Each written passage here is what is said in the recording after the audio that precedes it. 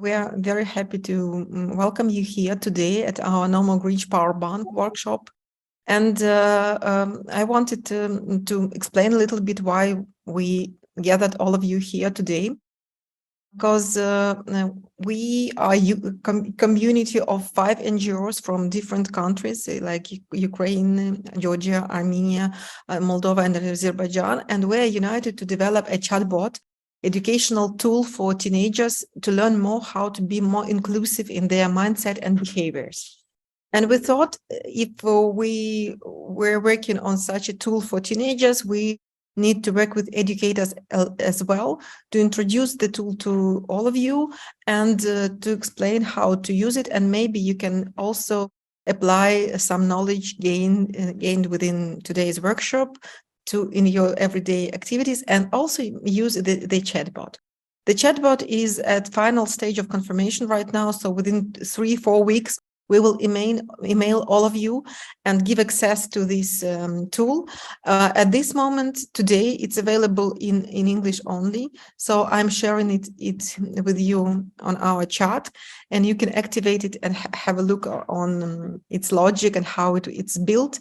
But versions in Armenian and Georgian will be available in 4 weeks maximum. Let me first introduce myself. My name is Irina Rubis, and I will be your trainer for today. I'm a D&I strategist and trainer. I work a lot with male community of Ukraine, predominantly in business, but work with teenagers is kind of my passion, and I do a lot to help to prevent this gender bias and all different types of biases in their minds and souls. So this project No More Grinch was born in my head 3 years ago when we went on TikTok to produce series of explanatories for teenagers to show them that majority of gender biases are nonsense.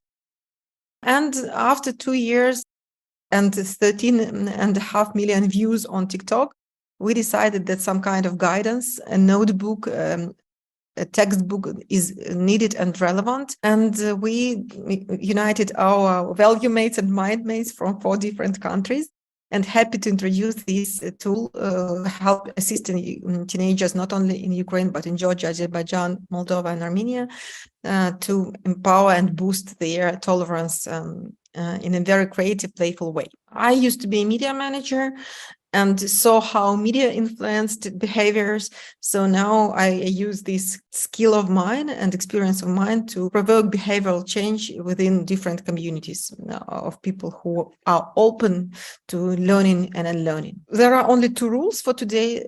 You need to remember that both disagreement and agreement are acceptable. If you have some kind of contradictions or some kind of inconvenience and you want to express it, please feel free to do so on chat or raise your hand and I will respond to it. And active participation is very, very welcomed. But if in some case you feel shy and you don't want to raise your questions publicly, by the end of the workshop, I will share my contacts. You can feel free and message me, and we can arrange a separate meeting and we will discuss it. Just 2 of us or 3 of us. So I'm more than open to cooperate with all of you to raise add transparency to this inclusion issue to all of you. Now I'd like to invite you to follow the link and respond. It would be interesting to start by understanding our motivation for joining today. Here's a link you can vote, and here you can see the results of all of us. So what's your motivation participating in today's diversity inclusion training? Time is a very valuable currency, and you still decide to invest it in growing your understanding of the topic. Please contribute, because in inclusion approach, every single voice matters. So we are very much looking forward to your contribution. Did you decide to join us today? If you have a look at these infographics, which was released by The Economist monthly, that Chief Diversity Officer profession is the most highly demanded right now. The data dates back to 3 years before the current period, but the trend is obvious.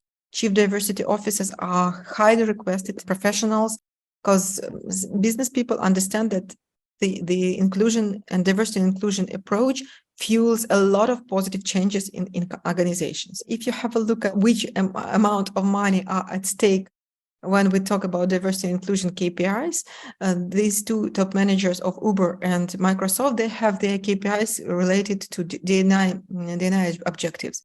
And 1/4 of Dara Khorshwani bonus and 1/6 of Satya Nadella bonus are dependent on the achievement of D&I KPIs. And it shows us that businesses are really serious about this area development. I don't know if it's obvious in Armenia and Georgia, but if you tracking the topic, if you're in the area and you observe what is happening worldwide, you notice all these confirmations that the society is consistently moving towards more diversity and inclusion open mindset. If several years ago, Time released only one Person of the Year headline or issue, now it has 4 different covers to address different minority groups or different groups of people. So you see that the diversity of those people, Persons of the Year, is quite high. And currently in last year, European Union voted for Women on Boards Directive, where it's all of the publicly listed companies are obliged to follow the regulations and to have 40% of women on their board of directors. If you have a look at this political headline, that you know that soon they will be looking for a new NATO chief, new boss, and who could have ever think before that on the shortlist can be 3 female faces. Also, Barbie, which was also always which have been embracing this sexually objectivizing approach to women beauty, they are also changing. They are coming up with the dolls which are promoting women in sciences, which are promoting women with disabilities. So lots of variety and diversity in their products as well. And I don't know if you remember 2 years ago during Olympic Games, one female team of handball players, they were against getting to the field in such a uniform because they believed it sexualizes their sport, and they changed their uniform, although they were fined. And one feminist, which is very famous pop singer Pink, paid this fine for them, but women start reclaiming their rights, and they start getting more and more higher positions in business, politics, and social sector. Here you can see that for the first time in almost 100 history, Chief Executive Officer of Disney was and is a woman. Here is how the uniform changed. For the first time in history, you can see, if you start tracking, you will notice a lot of headlines like for the first time in history, for the first time in history. And for instance, this FMCG brand Kellogg, they released packaging which is available for people with visual impairment, so they can sense the braille headlines on the product. So this is only tiny bit of examples indicating that world started taking more care about diversity and inclusion. And as far as there are some misunderstanding in different communities about these terms, I decided to start with this explanation, what it actually means, for you to have full transparency in this terminology use. What is diversity? Diversity is what characterizes all of us. It's not about people from marginalized community. It's about all of us. All of us are different, and in terms of sex, race, gender, nationality, political beliefs, some kind of absence or presence of traumatic life experiences. So these diversities which explain and which compose us as personalities are inborn and acquired. And some of them are obvious. For instance, you can have a look at a person, and if you are visually healthy, you can see that it's a female, or it's like female over 50. or it's a man from Caucasus, for instance, but some of them are not obvious, and gives us a hint that we shouldn't always believe in what you see, and we shouldn't assume. We should ask first before assuming something. And there is cognitive behavioral diversity. So obvious diversity, it's about race, age, sex, severe disability, which is obvious. While non-obvious is about sexual orientation, it's not always obvious. Disability is not always obvious. Neurodiversity it's autism, Asperger's syndrome, dysgraphy, dyslexia. They are not obvious. Gender identity is not always obvious. While cognitive behavioral diversity is about value-based beliefs, cultural code, worldview, absence or presence of traumatic experiences. The concept of diversity refers to characteristics that make us unique. All of us are a composition of these diversity traits, yeah? While inclusion refers to behaviors that allows people, that creates a culture which allows people to feel safe, not to be being judged for being different, not to be discriminated against for being different, or not to respond into somebody's worldview. And so while diversity is a fact, it's fact that all of us are different. Inclusion is choice of us, of people, of organizations, of countries, of humankind. Yeah, there is a wonderful metaphor showing difference between diversity and inclusion. So all of us are like those pieces of puzzles, because although we may look similar, but we are different. And inclusion is the situation, is the atmosphere when we can work together, complement each other, and create something meaningful and beautiful together in co-creation, not competition. This is the photo I made while I was participating in the Denmark Pride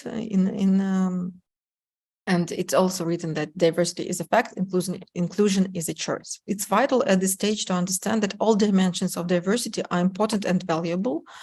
And lots of abbreviation exist to tell about this area of knowledge. Some of experts use diversity, equity, inclusion. Some of experts use diversity, inclusion, and belonging. And now I want to explain you what's the difference, because the essence is approximately the same. The logic is the same, but simply the difference is in the desire of different companies or different people to stress one of the element which is vital for them. For instance, when organizations have chief diversity, equity, and inclusion officer, it means that they want to create opportunities for everybody, not only equality. Have a look at on your left. Equality doesn't always work for the fairness, yeah, because all of us had different paths and have different backgrounds, and to enjoy access to resources, we need some kind of different accessibility tools.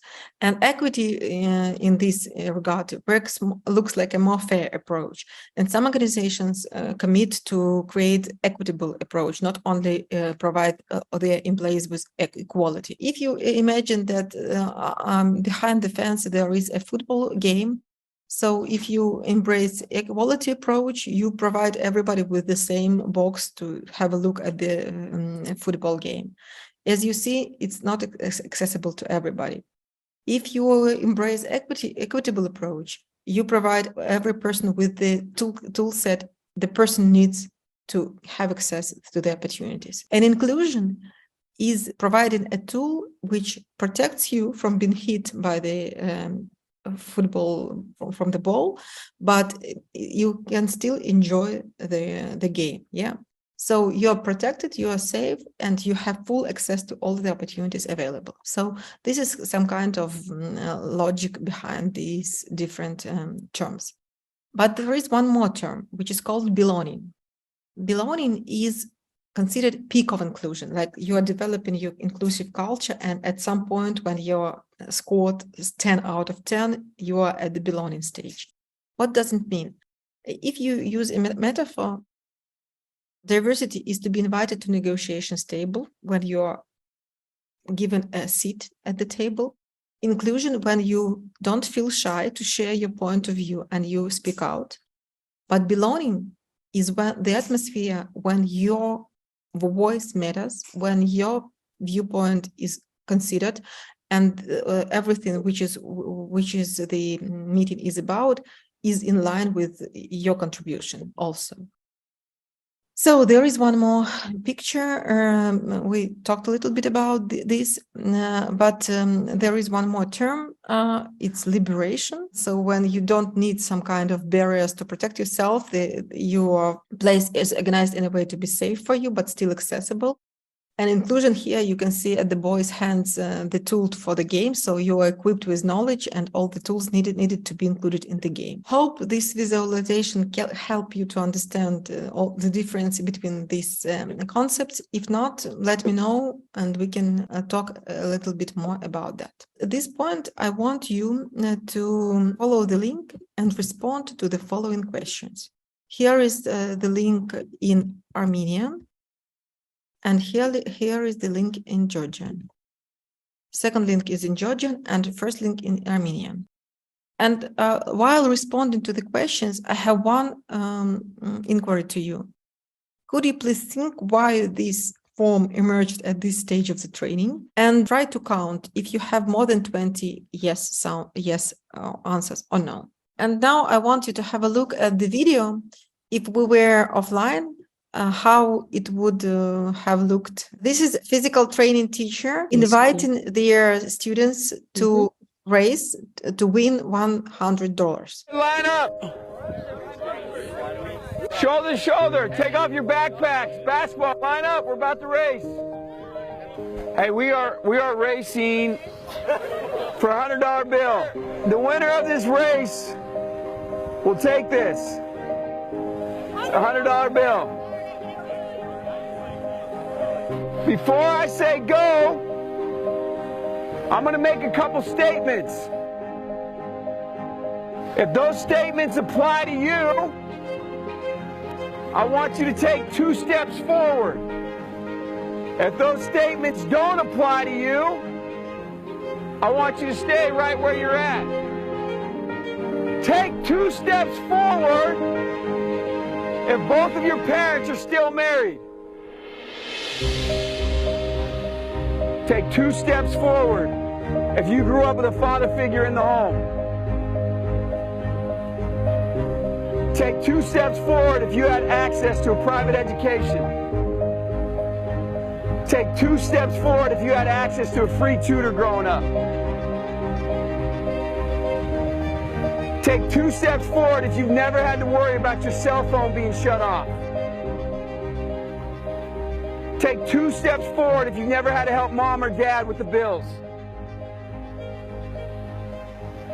Take 2 steps forward if it wasn't because of your athletic ability, you don't have to pay for college. Take 2 steps forward if you never wondered where your next meal was going to come from. I want you guys up here in the front just to turn around and look. Every statement I've made has nothing to do with anything any of you have done. Has nothing to do with decisions you've made. Everything I have said has nothing to do with what you've done. We all know these people up here have a better opportunity to win this $100. Does that mean these people back here can't race? No. We would be foolish to not realize we've been given more opportunity. We don't want to recognize that we've been given a head start. But the reality is we have. Now, there's no excuse. They still got to run their race. You still got to run your race. But whoever wins this $100, I think it'd be extremely foolish of you not to utilize that and learn more about somebody else's story. Because the reality is, if this was a fair race and everybody was back on that line, I guarantee you some of these black dudes would smoke all of you. And it's only because you have this big of a head start that you're possibly going to win this race called life. That is a picture of life, ladies and gentlemen. Nothing you've done has put you in the lead that you're in right now. When I say go, On your mark. Get set. Go.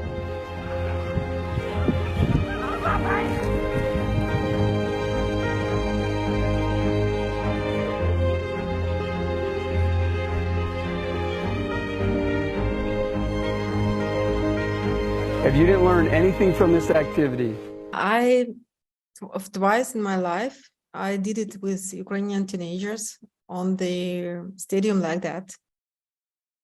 And the experience was so eloquent. It was so full of depth and emotions for all of them, especially those who were standing behind. And if only you could see eyes of those teens who were turning around and seeing how many of their friends are behind. Do you have any suggestions what the task is about? I think that it is about equality and about not being equal. I can say that because of like race, ethnicity, and other things. That I have played this game, and I was training child. It was about different types of like gender equality stuff, and it was very interesting because when they were sharing their experience, it was very interesting because they never thought about these topics and never thought that one little thing in their life can change everything and can influence very badly in their lives. And it is all about equality. Yes, this exercise you've just been devoting your time to is called privilege walk. So responding to the questions, you can understand in which areas you are lucky and privileged because you didn't have to do anything additional to gain these benefits. On the other hand, you could make visible all this unbeneficial stuff you have in your background. For instance, I've been doing this exercise with lots of teams before the war. You know that I'm from Ukraine, and now when I'm doing this exercise with teams when the war is on, I'm thinking about my kids who are forcibly displaced and how many of the ingredients of those privilege walk steps they lost, how many privileges they lost. So it shows that we are deprived of some privileges not only because of race or because of nationality, but also because of some social economic reasons, yeah, or even a period of time when we were born and raised. I mean, teens and people who were raised in 90s are different in terms of privilege from those who were raised in after millennium, yeah.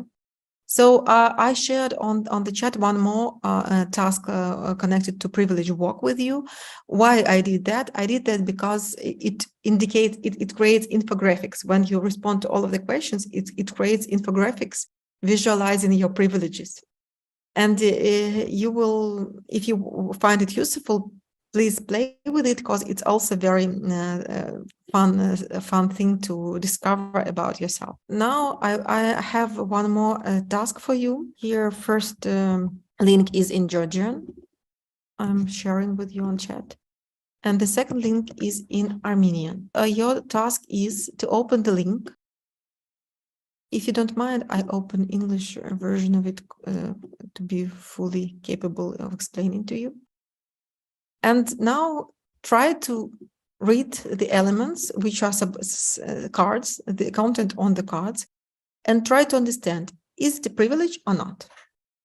Citizenship in a third world country, is it a privilege or not? If you decide it's not, you put it here. If you decide it's like, yes, privilege, you put it here. And when you sort all of the cards like that, I'm doing it randomly right now, so don't follow my responses. When they are, you are done with all of them, you will be expected to press this button on your right below, this button, and you will be shown which answers are right and which answers are not. And it will allow you to complete your understanding of what is privilege and what is not in our today's world, because things are changing and maybe within 5 or 10 years it will be different. But at this point of time, some of the indicators are privileged and some of them are not. So please feel free to play with this task. Very often when we make privilege obvious to people, visible, understandable, those who are more privileged start to take this defense position. And what should I do? Should I feel guilty about that? Why are you accusing me? And I always persuade them that we're not accusing you. Just making them visible is letting you think more, reflect more on different backgrounds of people, and maybe empower you to become a change agent and help those who are less privileged. So this is the objective of the task, not to make somebody feel guilty, but to raise awareness and empower some behavior change. We need to make sure to understand that inclusion is a right of people, and it's not a privilege. So working on this inclusion concept is vital for all of us, and because it results in the more productive and healthy culture and climate at every level: governmental, business level, organizational level, family level. So now one more playful exercise. I invite you to join Georgian team to this link, Armenian team to this link, and I will make a demo for you via this link, the English version. So you will have this this simulation, and there will be 6 terms demonstrated. Equity, equality, diversity, inclusion we talked about. Marginalization and stigmatization not. But I believe you can suggest and guess and pick the correct terminology explanation. So you need to click match up here on your right. See where my cursor is, match up. And when you push match up, you will see what is equity. And you need to, you drag and drop here. I do it randomly, and you should think about it. And when you put all the explanations to the term, push this submit answers button, and it will show you which of them are right and which of them are not. Okay, and we will fix this, your knowledge from the previous chapter of our education, and continue to do other topics. But first, when you activate the link, please go to match up to this second layout format. I'm not tracking the results, and it's not that important at this stage. For me, it's more important that you are aware of some concepts and try to guess which terminology is, which is explanation is relevant to marginalization and stigmatization. So it's no, I don't treat it as like a need for mistakes searching. It's all like awareness rising in a different way. So for you, don't feel like pressured, or no additional pressure is needed while learning through this quiz. A lot of people wonder why inclusion is such a hot topic nowadays, why business is obsessed with this, why governmental officials are talking about this inclusion. What is happening? And when I communicate and talk and share experiences with like anthropologists, social anthropologists, and philosophers, they say that a civilizational shift is happening. The previous civilizational shift like that was industrialization, which was more than 100 years ago. And this new civilizational approach, which is coming, requires inclusive mindset and tolerant behavior. So you and I are early adopters, people who understand that there is something in it and I should learn more about it. They are simply understand and sense the change. This is the philosophical and social anthropological explanation. While business all over the world conducted lots of surveys which prove that diversity and inclusion being ingrained into organizational behavior brings tangible financial value. It increases productivity of teams. It increases level of innovation of teams. It increases probability of entering new markets. It grows employees' satisfactions. It eliminates level of turnover of personnel because people are satisfied, and having no need to mimic some behaviors that are not relevant to them. They invest all of their time into productive work, which also brings more efficiency and profit. So business businesses do invest in a diversity and inclusion predominantly because of these social financial benefits, but Generation Z representatives require this approach as well, because for them social justice is not simply like white noise. Yeah, so they demanded from their employees that to be socially responsible and inclusive to different minorities groups. One of my majors is connected with innovation management. I know that innovation is always born on the intersection of irrelevant things, of new things, bioengineering, chemistry and physics. When you merge it, it also brings to different new discoveries. So businesses also prove that when on teams diverse talents are represented, they result into more clever, sustainable, bold, daring, and innovative decisions. So it fuels innovation as well. Now, I want to ask you to go to this slide questionnaire as well and respond to one question. So what do you think makes society prevents the inclusion of the society? There are some variants available. You can choose and share with me and with us your viewpoint. Very often I play the trick with my students. I don't include one of the answers which I've included here. And it's really different. And today with you, I decided that I will put all the answers which are needed this task. Yes, and the correct answer, all mentioned above. All of the lines are ingredients of this non-inclusive melting pot. Yeah, people discriminate or abuse majority of people not because they are so evil and want to harm somebody. They simply lack knowledge, and lack of knowledge also fuels stereotypes. Yeah, and I don't know how it is in your languages, but in Ukrainian and in English, we differentiate between stereotypes, which is just a term is actively used to denote a stable form of behavior, which cliché, yeah. And we have prejudice, which is negatively colored stereotype, which has some negative connotation, negative emotion connected to this cliché idea. And to be frank with you, if you think that it's not about me, you need to understand that all of us are biased, because this is how our brain works. It's simply energy-saving mode of our brain. We can't react to all of the triggers reflecting on to each of them. So we have to respond to some triggers with cliches. And no matter how hard we try, majority of us are biased. And even those who teach diversity and inclusion are biased too, and they check themselves very often. So there is also a survey conducted by Unilever that discovered that both men and women confirm that they suffer from bias stereotypes in their personal and professional life.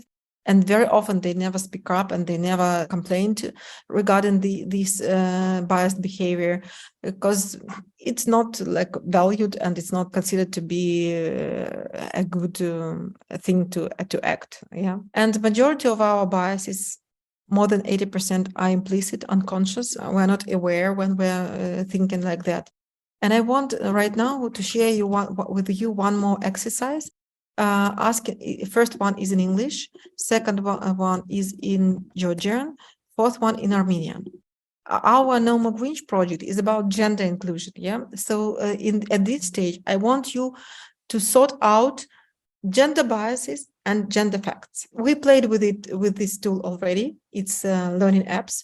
So please, men should be paid more as men are main breadwinners. Is it fact or it's bias? Is it bias statement or it's a fact? We also sort it like that. And at the end of the task, we simply, I'm doing it randomly, don't follow me. And at the end, you are simply pushing this button at the bottom of your right side. and you will see the right answers. All of the facts which are included in this task are related and based on data, so I can prove all of the facts by data. So please play with this exercise and share with me which of the gender biases are most widespread in your countries, in Georgia and Armenia. It would be very interesting and helpful to see. And no matter how hard you work to eliminate its impact on your decisions, they are still there. So in order to overcome stereotypes, it's necessary to realize that they exist and self-reflect when you take this or that decision. Simply think of its origin and if it's biased or not. Look for the objective information about people or phenomena which you're not fully aware of and which you acquired without critically rethinking. Never generalize, like all women are, all men are, all Rome people are. All of this, all is a generalization, so it's not an inclusive mindset trait. And we need to admit that it's not always we should believe everything in everything we see and used to believe. So we need to double check and fact check our own beliefs. So it's like continuous work on self-improvement, not always pleasant, but when you practice it, when you are aware that your brain may play tricks with you, you simply more often in this alert mode, and you can control your quality of your decisions and treatment of other people better. And now I want to show to share with you one more phenomenon, which is called microaggression. And if you have a look at the maturity of the ignorance and how ignorance become discriminations, there are several steps. And first of them is like ignorance, then stereotype, then microaggression, then discrimination. So microaggression is a kind of pre-discrimination that I treated, and here is the video explaining to you what it's like. And I'm very much looking forward for you to tell which microaggression is you are suffering from, and I will share mine with you. People who still don't think that microaggressions are a problem. Oh, you're so well spoken. Oh, just imagine, instead of being a stupid comment, a microaggression is a mosquito bite. Ugh, it's a compliment. Mosquito bites and their itch are one of nature's most annoying features. But if you're only bitten every once in a while, No, where are you really from? Cleveland. sure, it's annoying, but it's not that big a deal. The problem is that some people get bitten by mosquitoes a lot more than other people. I mean, a lot more. Whether it's on a date, Oh, your English is so good. Excuse me? going grocery shopping, everything happens for a reason. I'm just buying apples. Commuting to work, So when are you gonna have a baby? watching TV, We have to keep the Redskins' name. It's part of our culture and history. or just walking down the street with your partner. I couldn't even tell you were gay. Mosquitoes seem to pop up everywhere. John, shopping is So I'm fabulous. here too. And getting bit by mosquitoes every goddamn day, Touch your hair. multiple times a day, Pretty. Can I touch it? Can I? is fucking annoying. That makes you want to go ballistic on those mosquitoes, which seems like a huge overreaction to people who only get bit every once in a while. It's just a mosquito bite. Who cares? Just another angry black woman. Of course, beyond just being annoying, some mosquitoes carry truly threatening diseases that can mess up your life for years. Astrophysics? Maybe you should try this challenging major.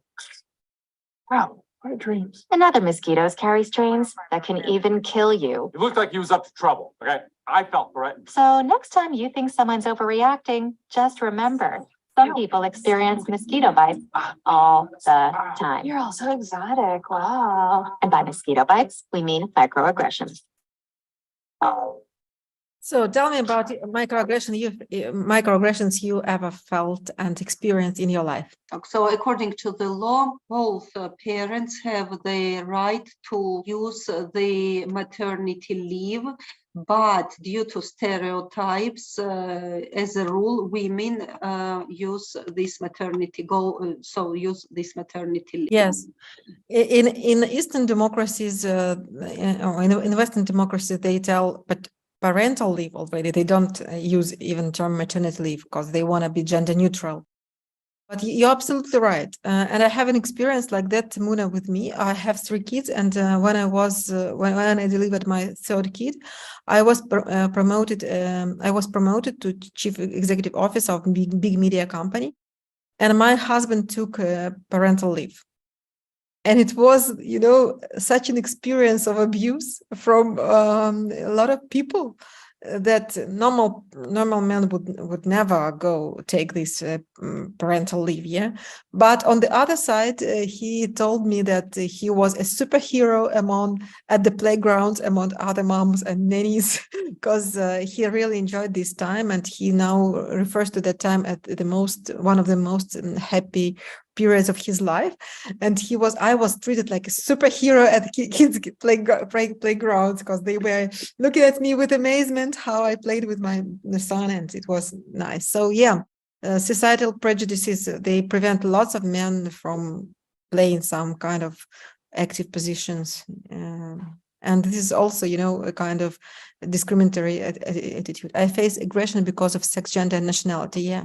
Have you ever heard? Oh, it's not bad for a woman, like for a woman. Yeah.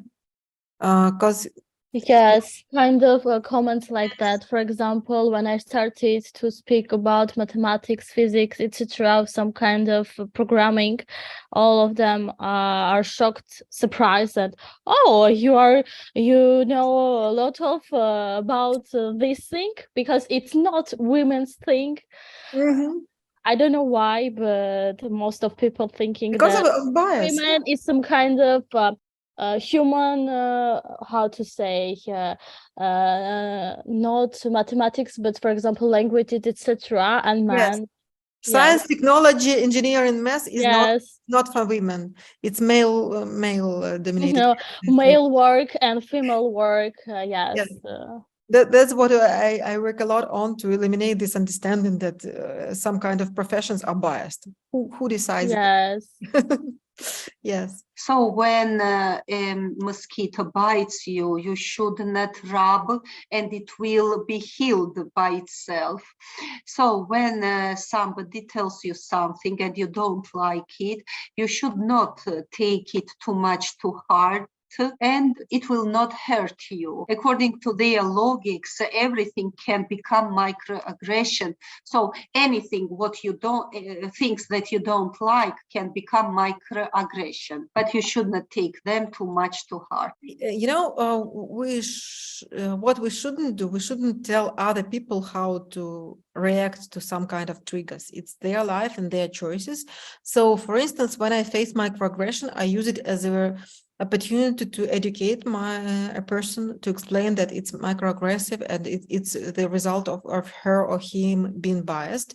So some people choose not to react and simply leave it as it is, and some people choose to punish the abuser, yeah. And somebody like me uses it as an opportunity to raise awareness of the person on what is he saying, because it's unintentional abuse, I don't like when somebody tells me that I'm aggressive. I'm an aggressive educator, because in his vision of world, teachers are not females and not that self-confident. Yeah, I don't like it, and I will explain that.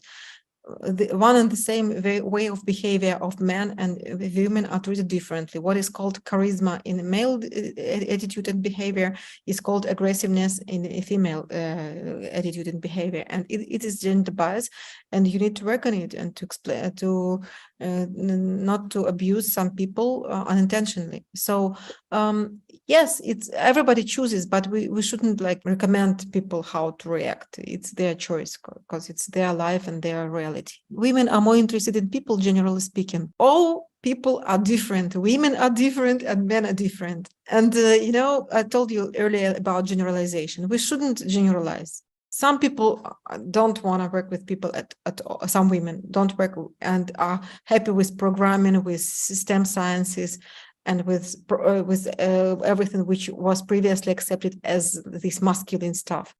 And some men want to be more want to go and take parental leave, but they simply can't do it because society is very negative about that. So they are taking care about their reputation and don't want to look feminine, or something like that. So people are different, and very often stereotypes create those unnecessary barriers. Discrimination between men and women is deeply rooted in society, and the pain is that very few people raise all of this, and few people really want to accept that people are different, and it doesn't mean unequal. Yeah, you're absolutely right. But as I told you before, this change is already happening. It's unstoppable. It will still be developed, and simply we need to wait a little bit for this cumulative effect to happen when a lot of people start getting more interested in this area. You know that especially when you become a candidate for EU and you need to comply with lots of their norms and regulations, this project will be speeded up. So, but still, even without that, new generations which are coming, they are more connected, they are more aware of languages, and they have this request for tolerant and inclusive behavior. So I think they will be real change makers. While we are educating and raising awareness, they will empower the change more substantially. I am a person responsible for gender equality in Hobby municipality. And when I visit villages to speak to the population on gender equality issues, their initial reaction is that I came there just to interfere with the families. Family values, values. And when I say that equality does not mean the interference with the families, and it is not my objective. On the contrary, equality means the guarantee of peace in the family. And when I say that I have 4 kids and I live with my husband in a peaceful manner, then they listen to me. Well, to be frank with you, I absolutely agree. I talk a lot with people from villages, and what I see in women when I explain to them this concept, they are more than open to learn more and to stand for their rights. But as for the men, especially LGBTQ issue is such a challenge for them to understand and to agree on. But you know what I observed, that at least they listen and try to understand. They are not contradicting instantly and try to escape these kind of conversations. I see this change in their desire to understand more and to listen. So maybe I conducted a lot of projects in central part of Ukraine, which is in a very small town, and men even there were so much interested in learning more about gender biases, about types of discriminations. So for me, it was a kind of positive sign that yes, they are not supporting it all right now, but at least they are opening their hearts to listen and to learn more and maybe challenge their previous, some of men, not all of them. Will these types of encounters be ongoing? I think it's our choice and work to eradicate them and to implement some kind of campaigns, advocacy campaigns, educational campaigns, which will show how nonsense some of them are, and to simply re-educate people, to make people unlearn some of the unnecessary stuff, you know. Men who are feminine exist, sure, but majority of men tend to be masculine because of stereotypes. They don't behave like the way they want, but they want mimic of majority of those alpha men, to respond to some kind of social acceptance norms. Exceptions underline generalities. They do not disregard them. Without general description, how can you talk about things at all? Or are you saying that there are no difference between the two sexes, genders? I believe that professions are not gendered. I believe that our choices have no gender. It's not that female logic and male logic. It's all biased approach, because people are different. And for instance, there is such a test which is called gender identity test. And if I make it, and show you my result, you will, due to the test, you will see that I am 90% masculine and 15%, 10% feminine. And I'm a female. But because society tags some kind of traits as masculine and sometimes tasks as features as feminine, I'm, due to this test, gender identity test, I'm a male. You know, because I am self-confident, I am very persistent, I'm a little bit, I'm very proactive, I'm charismatic, I'm so because of this, due to this text, I am 90% masculine. Is it right? No, it's not. Who decided that being charismatic is more for men than for female? It's not like that. So my idea is we shouldn't generalize at all. All people are different, and traits, professions, they don't have gender. Stereotype and prejudice is like idea in your head. It can be negative or neutral, but when your idea results into action and starts limiting somebody or preventing somebody from doing something or setting additional barriers in front of somebody, it becomes a discrimination. It's negative attitude, deprivation of certain rights of people due to the belonging to certain social groups. Currently, these are social groups are gender reassignment, being married or in civil partnership, being pregnant or on maternity leave, disability, race, religion, sex, sexual orientation. So normally when we refer to discrimination, discrimination happens in regards to those characteristics. Have you ever heard such kind of stereotypes that lady bosses are always bitchy, working moms are not okay because they don't devote enough time to their kids, or why should we pay salary for these PMS days when women are super emotional? Have you ever heard that? Okay, 5 years ago in the downtown of Kyiv, we produced 3 city lights. On each of them, there was one of the statement, and it was underlined that the campaign was developed by a society of sexists of Ukraine. And these are typical sexist statement, and sexism is a type of discrimination when we believe that one sex or gender has more privilege than other and valued more. Yeah. So sexism is relevant not only for female, but it's dominated in female community against female community, but men are also suffering from sexism. So those prejudices like men don't cry if you didn't if you don't start behave aggressively when there is some kind of conflict, you are not a real man, because real man should defend himself and his beloved ones in a very aggressive way. So this discrimination is both way, male and female oriented. Then there is one more type of discrimination, which is what? Ageism. Ageism is ageist discrimination. You will have a look at these videos when I distribute this presentation to you. But ageism refers to stereotypes and prejudice and discrimination based on age. Normally, people who are 55 plus and people who are below 21 suffer from ageism. Yes, because their voices are less heard, less valued than voices of different people, and they meet lots of different additional barriers which people from between 21 and 55 face. One more scandal is about one more type of discrimination. Here you see a former Prime Minister of Finland, Sanna Marin, when she made a photo of that to be pictured on a magazine cover. She was hated by this fact that she was looking like that. And a lot of Finnish people started making photos of them in blazers to show solidarity with Sanna. I'm with Sanna.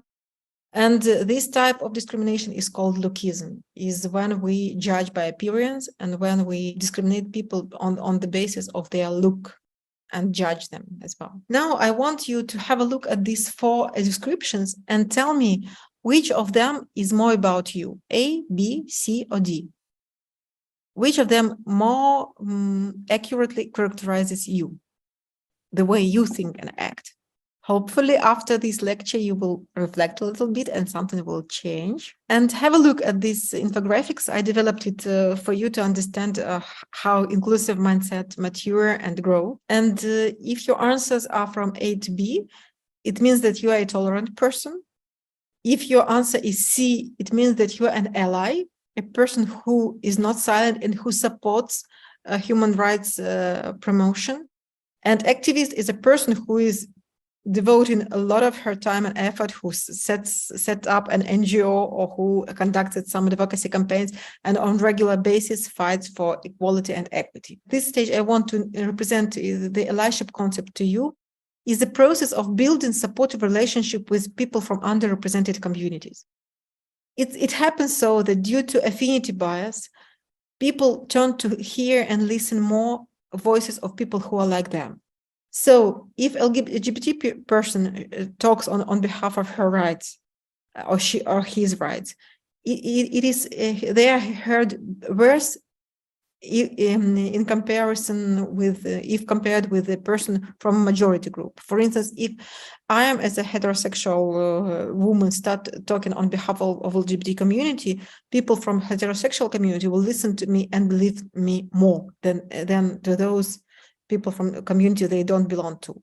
So that's why people from marginalized groups needs allies from majority groups who can amplify their voices, who can speak on their behalf, who can be promoters of their rights in their communities. If you feel that you value equity and you want to contribute to underrepresented group rights and position and to decrease level of discrimination to them, it means that your next step is to become an ally. To communicate with minority groups, to learn from them more about their challenges, to openly and proactively use their authority and power, your authority and power of voice to demonstrate supportive association with the group, and not to keep silent but contribute your power of your voice to their rights as well. People without disabilities, good allies for people with disabilities. Men are wonderful allies for female issues. Yeah, straight people are good allies for LGBTQ people.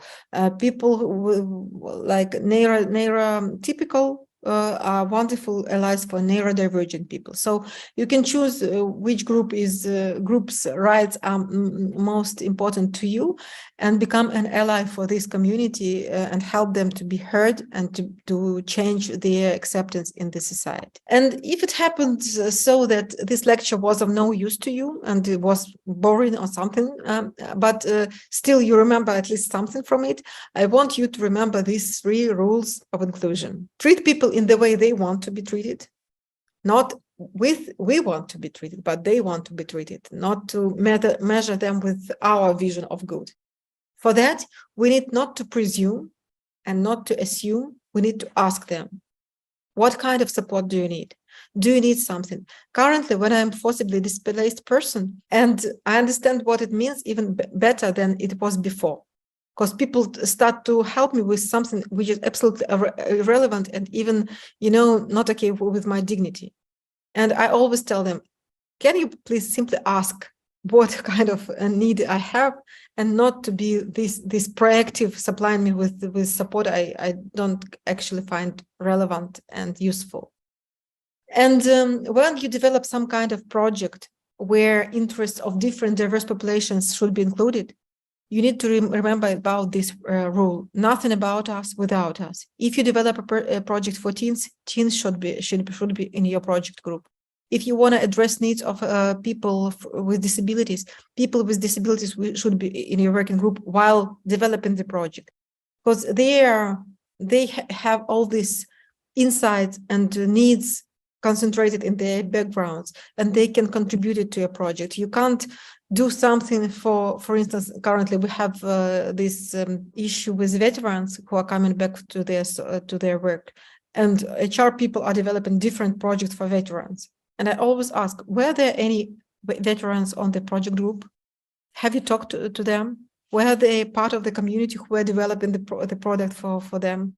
No, and normally the answer is not, yeah.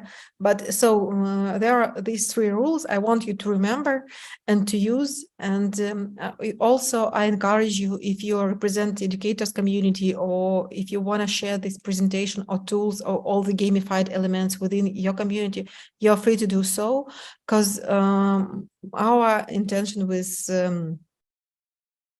partners in your region with DEP and APU, for you to use this knowledge to increase quality of understanding of inclusion concept, and to empower a little bit of behavioral change in the community you work for. This is it. I'm done. Here are my contacts. Don't feel shy. Contact me if you want to discuss something, and feel free to comment if you want to share some kind of feedback or clarify any elements you want. I'm here for you.